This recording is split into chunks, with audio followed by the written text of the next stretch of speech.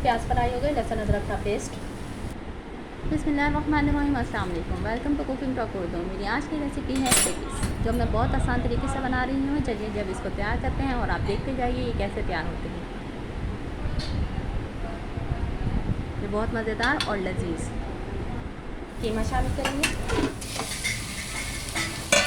Fry करेंगे। सारे मसाले शामिल करेंगे, धनिया, मिर्च, हल्दी, नमक, 1 चम्मच मैदा, हरी मिर्च पिसी हुई और थोड़ी सी कटी हुई भी डालूंगी। हरा धनिया, हरी मिर्च शामिल करेंगे। चूल्हा बंद करेंगे, हम इसे को ठंडा होने देंगे।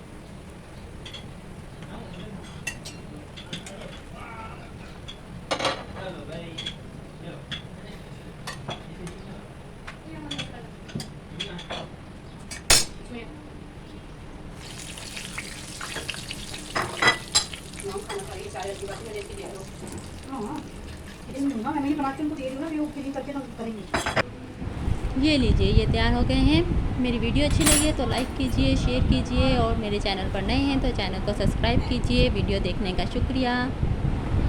पफ पेस्ट्री डो की रेसिपी इंशाल्लाह बहुत जल्द।